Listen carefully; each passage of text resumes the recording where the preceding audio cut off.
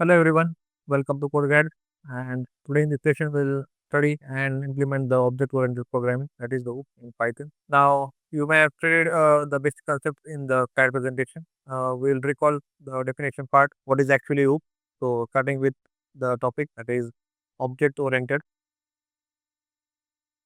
object-oriented programming, that is OOP with Python.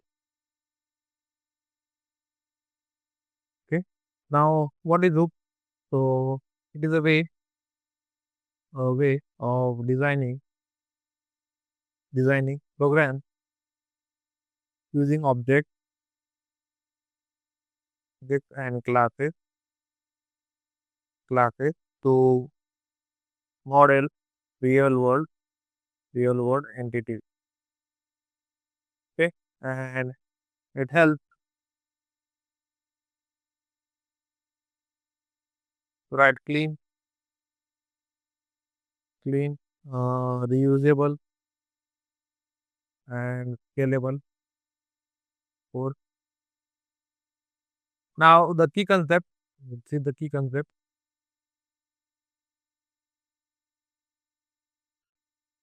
Now first of all, we'll see what is class. So it is a blueprint or template. It is a blueprint or template for creating objects for creating objects. Then we have the object, which is an instance of a class. Then we have constructor,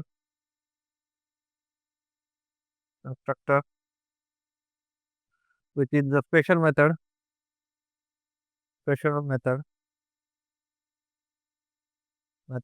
that is in it to initialize the object, to initialize the object.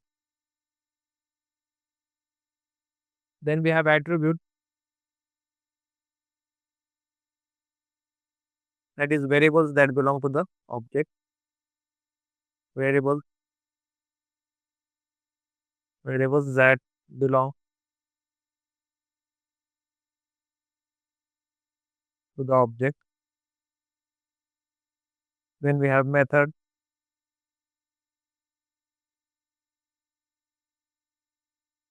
that is the function that belong to the object. Functions that belong to the object. We have inheritance, which is the main type. Inheritance, which is reusing a class code in another class. Reusing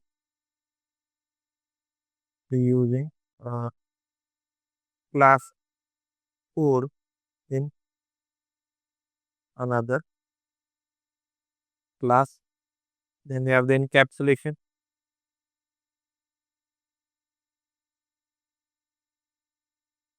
which is to hide the internal details. So say hiding internal details. And then we have the polymorphism,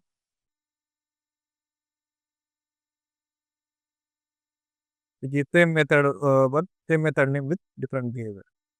Same method name with different behavior. Okay, I will see the key concepts one by one, and we'll start with the implementation part. First of all, we'll start creating a class and object. Okay, first one is creating a class and object. Now for class, I mentioned the class name student, and mention the function in it, and I will mention self, name, and age. Okay, so I'll mention self dot name is equal to name, and self dot age equal to age. Now here, suppose I mention the variable student1 equal to, I'll call the class that is the student, and I will mention some name here. Suppose I mention Virat, and I'll mention the age, suppose 35. And if I use print student1 dot name, and I will print student1 dot age. So I got Virat and age 35. So here the init is the constructor, and self, which is here, we do report to the current object. So that is the difference. And we'll start with the example 2, where we'll see adding a method. Second one is adding a method.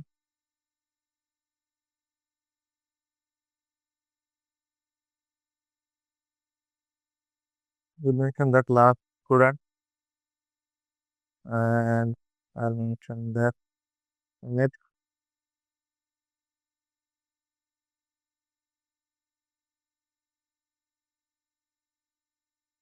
self, and I will pass name,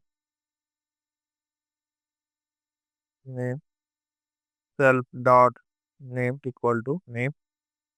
I'll pass a method here, def greet, and I'll mention the self. So it refers to the current object, that is the self, and then I will print hello, hello. My name is self dot name. Okay. Now it is equal to student, student. I'll suppose I mention the current, and I'll take as the dot greet, greet. Okay. What will happen here? We got hello. My name is current. Okay. In this way, we can add a method. Now moving on, we'll see what is inheritance. So third one is inheritance. Now suppose I have a class named animal, and I will mention the function or the method that quick, mention the self, we default to the current object, and I will print I am an animal. Okay. I am an animal, and then I'll mention another class named dog, where I'll mention the fourth class, that is the animal, and I will say def bar self print if true. Okay. I'll mention d equal to dog, and I will say d dot pick and d dot bar. What will happen here? When I say pick, it will show I am an animal, but we can access this method of one class to another because we have mentioned the inheritance, and it can basically use the methods from the previous class. Now we have in the second class dog that we have mentioned the first class, that is animal, and so we can retain the method using the first class. Now in this case, we have first of all create an object d and dog. So naturally, when I use the d dot pick, we can access it. Just I mentioned the class of dog here, but we can access the methods of the original class, and that in this way we can access the d dot pick, and it shows I am an animal. And we can also say the access the second method, which is the bark, which is for the dog class, and if we say d dot bark, we get the output and move. In this way, inheritance works. The dog basically inherited from animal here in this case. Now we'll see method overriding. Next is method overriding. Overriding, that is the polymorphism. Polymorphism. Making the class animal, and I'll say def of count self is referred to the current object, and I'll say print animal count. Okay, and I'll mention another class named cat, and I'll mention the original class, that is the animal. I'll make the other method name count self, and I will print meow.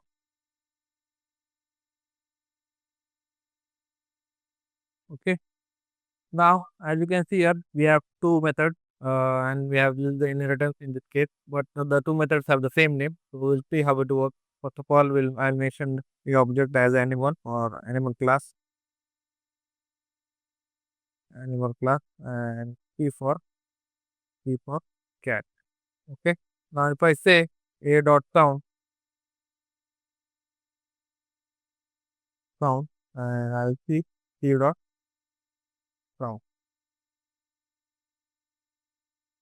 What will happen here? First of all, we got the animal count as well as the count that is the principal that now for the second class. So even though we have the same name for the method, but it behaves differently in subclass. So that is the more method overriding with the same method name but different parameters. So we have the same method name but behaves differently in subclass. Then we'll have look about the encapsulation with private variables. Next is encapsulation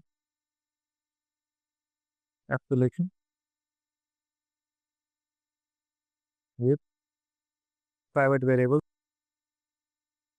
Now, when I mention class name bank account, okay, and I mention the constructor here in it self, and I'll mention one more parameter that is the balance, and I'll say self dot balance equal to balance. Okay. Now this is a private variable.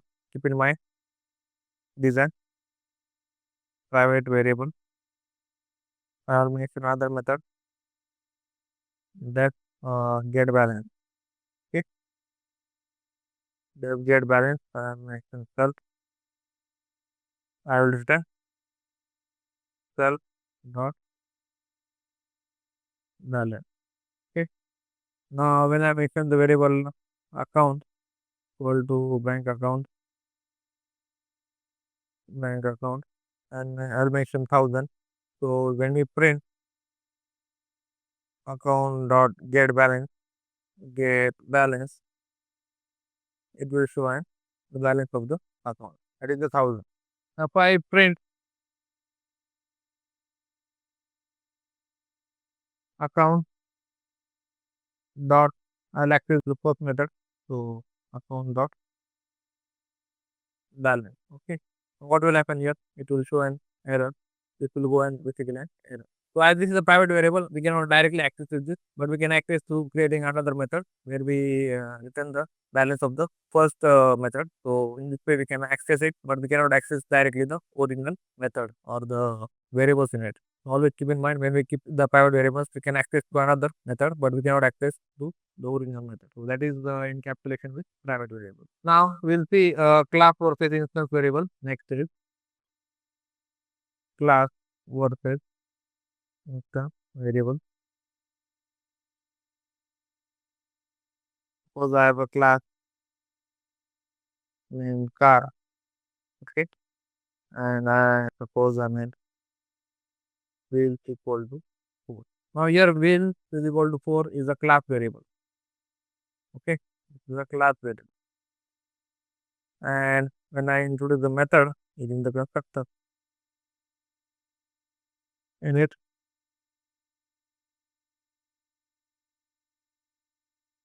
there is introduce another parameter that is the brand, and introduce self dot brand equal to brand. Now in this case this is an instance variable, okay, it's an instance variable. Now we'll see p1 equal to car, and I will mention Toyota, Toyota, and for P2 and car and mention Honda. Okay, when I print P1 dot brand comma P1 dot wheel, Now I'll print c2 dot brand and c2 dot user. What will happen? We got the what we can say the Toyota brand, and for wheels we got Ford, and for C2 we have brand to Honda, and we have wheel Ford. So this is class versus the instance variable, and we can basically access the wheels for both. If we introduce multiple what we can say objects here, and still we can get the output from the original class variable or accessing the class variable. Now we'll see the class method versus the static method. Next is class method and static method. I have a class named math in math, and I mentioned static static method, and I'll mention that add x comma y. I'll return x plus y. Okay,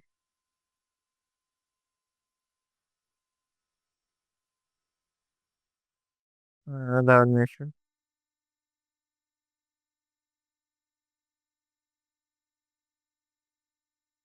class method and def identify cls, and we'll print this is a class method of cls. Now when I print math dot add, and I'll mention the number here 2 comma 3, and I will take math dot identify. What will happen? We have got the addition of two numbers, that is the first, and for the second class method we have got the name of the class, that is the main. So this is the difference between the class method. Now in case of the best practices, use meaningful class and method name, and keep class definitions focused and simple. Leverage inheritance and modular design. We can use encapsulation to protect the internal state. Now we'll summarize with whatever the topics or the part we have learned here. So summary. We'll mention the concept, then we have the keyword, and then we have the example. Okay. First of all, we'll see with the class. We have keyword for class, that is the class. Okay. And example is class dog. Okay. Next, we have the object, right? Suppose I want to create an object of the class object. There is no keyword for that. And how we could create an object? So d is equal to uh, dog. That's how we create an object of a class. Now then we have the constructor constructor echo using init, and it basically initialize object, initializes objects. Then we have the inheritance. Now we have the parent class like child class. Next is inheritance,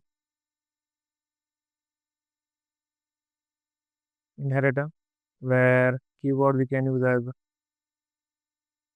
parent class, and we create a child class by just saying class text, and I'll mention the original parent class, that is the. And then we have the encapsulation encapsulation later, where we create a private variable private, and we have seen for balance or the bank account class we had created the balance private variable. So self dot balance is how you create a private variable. Then we have the polymorphism prism, that is the use for method overriding. we have the same method name but different parameter. So it is used for method overriding, method overriding.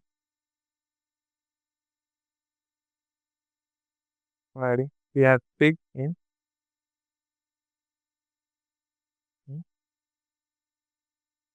third.